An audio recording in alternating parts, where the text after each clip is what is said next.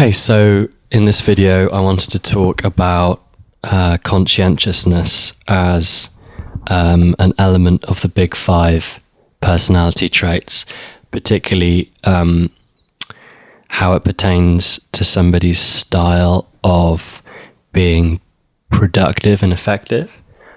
I took the big five personality test quite recently on understandmyself.com, and I was pretty surprised actually to be in the bottom. I was actually in the bottom, I think 10 or 15% for conscientiousness. And the reason that was surprising to me is because I actually have always considered myself to work quite hard, but we'll come on to later how conscientiousness interacts with other traits and why it's mitigated by other traits. But suffice to say, it was very useful for me to see that actually I'm differing quite a lot from other people in that particular trait. And come up with some ways to work with that, basically. So before we continue, I just thought it would be useful to look a little bit at conscientiousness as a trait, why it exists, and what it is. So conscientiousness is broken down into two sub-traits, one of which is called orderliness, and the other of which is called industriousness. So industriousness is someone's ability to self-start, stay on task, not be distracted, and follow something through its course. And orderly people require basically everything to be straight, neat, and tidy. So like metaphorically, you could say how many metaphorical dishes can be in the sink, if any, before they need to be cleaned. The answer to that for an orderly person would be 0. So you have two slightly different traits that make up the quality of conscientiousness. So the reason why conscientiousness is important, particularly at this time in history, is because there are so many distractions and so many things that can take us off task if we're working, particularly if we're working on our own projects or we're not being supervised, because people who are high in conscientiousness can work very well unsupervised, whereas people who are lower in conscientiousness often need some kind of supervision. But I'm going to go into later a little bit more about that and how, if you're lower in conscientiousness, you can actually supervise yourself really effectively, and I have some great tools for that. So looking at it historically, why do we have this variance in this trait? Well, if you imagine in an evolutionary strategy, there are times when very short-term thinking would pay off, and there are times where long-term thinking would pay off. And this pertains to mating strategy, it pertains to hunting and collecting food. I would hypothesize that a low conscientiousness short-term strategy would work well in a minority of cases, but in those cases it would work extremely well. Whereas a high conscientiousness strategy would be a kind of low risk, medium return kind of strategy. So let's take, for example, in a foraging situation, if a group of people went out to forage and they were foraging in a particular place, high conscientiousness group would forage consistently and diligently in a single area, whereas a low conscientiousness group might get distracted by the possibility of a more fertile pasture over the hill, let's say. And 9 times out of 10, that would be a mistake. But let's say 1 time out of 10, it yields a 10 times greater quantity of berries or whatever. So there are times when low conscientiousness is actually advantageous. But I would argue that that is less and less the case as our environment becomes intrinsically more distracting and makes it harder for us to stay on task. So the good news about being low in conscientiousness is that it is to a high degree mitigated by also being higher in IQ. And I'm guessing that if you're listening to this, there's a fairly high chance that you're also high in IQ. IQ is the highest predictor of success. Conscientiousness is the second. I'm not sure to what degree, but it's good to see that. And I think if you're also high in IQ, there's a good chance that subconsciously you're aware of some of these issues and have come up with your own strategies to get around them.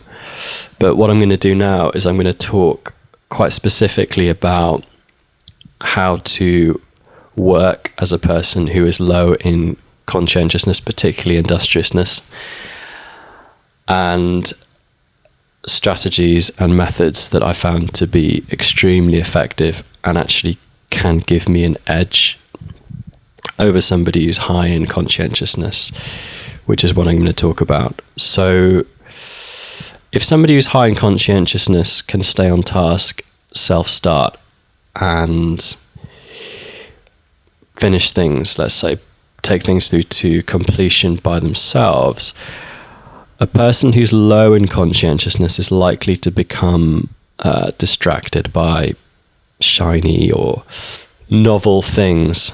And that's actually a trait that people have, but it's going to be more damaging, let's say, to a person who's low in conscientiousness. And of course, social media is specifically designed, we know now, to distract us. So having boundaries or having some kind of way to manage these distractions is basically the number one priority. But there are actually many cases where low conscientiousness can be advantageous, particularly if it's combined with high levels of openness. So let's take, for example, a jazz musician. If you are playing or improvising jazz, or any kind of music for that matter, you need to be able to have a degree of spontaneity and a degree of willingness to be distracted or sidetracked. By its very nature, improvisation requires that you don't stick to the rigidity of what you're doing. And of course, all innovation has that in it by definition. So being high in openness and also low in conscientiousness, you could say, is something of you could call it a spontaneity index. And why do we love spontaneity? Well, we like it because it's exciting and it brings out new and novel ideas. But the thing about it, spontaneity, is that it's not a random idea. It's something that's bounded in certain parameters.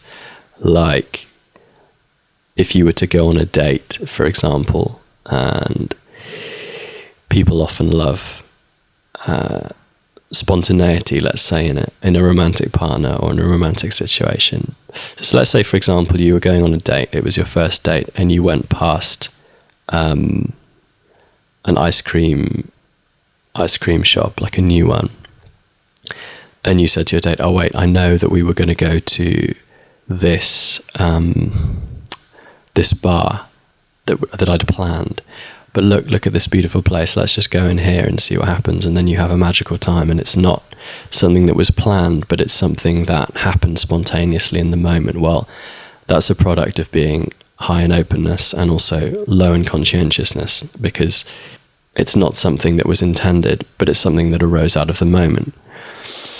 But let's say, for example, in another situation, you were going to a bar, and then instead of doing that, you suddenly saw a billboard for a gym, and then you said to your date, oh, actually, I'm going to go to the gym now, see you later, I'm going to go and sign up.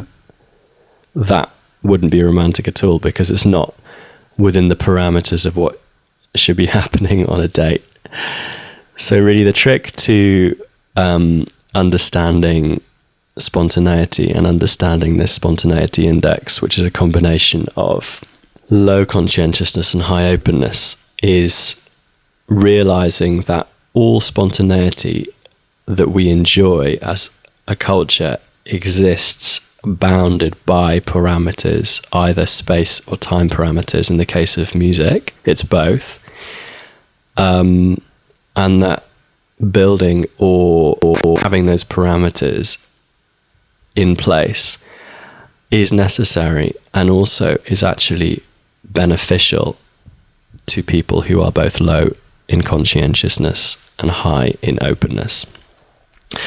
So let me explain now some strategies that work when it comes to dealing with this in day-to-day situations. So the first thing is, if you are low in conscientiousness, you absolutely need to stop using a to-do list, or at least not making that the way that you structure your day. The reason for that is a to-do list is not bounded by time. It's not bounded really by space either. And it's very difficult to create tasks which, let's say, have clear ends and beginnings. I mean, it's true to a certain extent. But remember, a low conscientious person is going to find it very difficult to, let's say, focus and to work without a structure. So what I recommend doing is something that comes from Cal Newport's book, Deep Work, which I thoroughly recommend, is to work from a time-based schedule. And what that looks like is drawing on a piece of paper or in a digital calendar blocks of time. I recommend anything from 90 minutes to 2 hours, maybe max 2.5 hours, and dedicating that time to performing a particular task, but not making the exact parameters of what that task is clear. So, for example, the task might be around working on a website design or working on a piece of writing. I found, as a low conscientiousness person, if I'm presented with a parameter of time, let's say the next 90 minutes, I'm going to write this particular article, that enables me to relax, and actually the creative part of my brain can then effectively fill and bounce ideas and directions around the bounds of that constraint and fill it incredibly well with a very productive work. So you could contrast that with the opposite approach, which would be just to aimlessly continue doing something until it's completed and then hope that there's enough time to complete the rest of the things in the day. So I just want to drill down real quickly on this schedule thing and some common problems or misconceptions that can arise out of it. The first one is that, of course, things happen during the day that require us to go off schedule. I mean, it happens all the time. For example, some urgent task might come up or something like that. And the trick to this is not to be so rigid about the schedule that you feel that if you fall off it, that it's a failure, but actually to, in the time that you're distracted or that something pressing comes up, to then afterwards redraw your schedule for the rest of the day. So say, for example, I know that I have a particular 3-hour block of time to do some writing. And then at that time, let's say a phone call comes in or my house is burning down or whatever, that I deal with what happens in the moment if it's urgent. And then when I come to sit back down, I look at the rest of my day and go, okay, this has happened. So given my best judgment, this is how I should best use the rest of my time, and really quickly draw out a new schedule. And if you follow the method in Cal Newport's book, Deep Work, you'll see that it's actually a very simple method of doing that, and it's very simple to just draw it up quickly again, as many times as is necessary. And then the second part is, well, what do I actually put into the schedule in the first place? And this is kind of outside of the scope of this video, but I would recommend looking at another system of prioritization or of task management. I particularly like Tony Robbins' RPM method, results, progress, massive action, I think it stands for. Or just having some way of basically collecting ideas or collecting inspiration, principles, things like that, that can help to align life in a productive and healthy and happy and passionate direction. Also, the Future Authoring Suite by Jordan Peterson is a really good one. It's really just having a good way to orientate yourself in life and to know what to focus on and have a plan for doing it. So on a day-to-day level, the beauty of having a schedule is that at any moment I can look down and see, at this time, at this moment, this is what I should be focusing on. And if I'm not focusing on that, if I'm doing something else, then I've become distracted, and I can just bring myself back. And it's just a gentle way of removing all of that decision fatigue about what we should be doing at one moment and if it's the right thing to be doing. I usually, if I can, do my schedule for the next day the night before, but that's just a personal preference. I think having it done in the morning or having it done the night before are both really great ways to go about it. So I've actually found this to work really well, and it reminds me, when I think about it, of times in my life where I've been successful at getting things done and working very hard. And usually those cases have been at times where I was bounded to some degree by time or expectation, and I was able to work in a very focused way without distractions and without any kind of interruption. I think of examples like in exercise classes that I've done where it's been the last 10 minutes and the instructor said, right, 10 minutes to go, give it everything you've got. And in those, I love those sorts of situations because I can see that there's a beginning and an end, and then there's an expectation that I've put on myself to perform a particular way for that short or sometimes long period of time. So what it really is about designing the environment as much as possible to add in the constraints that turn low conscientiousness, and if you also have high openness, to turn that into the kind of spontaneity that is beneficial and that we like. So just to wrap up, I would really recommend checking out Cal Newport's book, Deep Work. It's an amazing book, particularly for people who are low in conscientiousness. It's basically talks about a lot of things, but kind of inverting the relationship that we have to being distracted by technology. And rather than allowing ourselves to be distracted or connected the majority of the time and then focusing some of the time, actually swapping it, meaning that we're not connected the majority of the time and that we are connected some of the time. And this is a really powerful idea, and I think it kind of goes against the way that certainly I was living my life, and probably most people are living their lives too. So I really recommend checking that out. It's much better than this video in terms of how well it's articulated. But hopefully this has been useful, and if you have any questions, just drop them below. Thanks very much.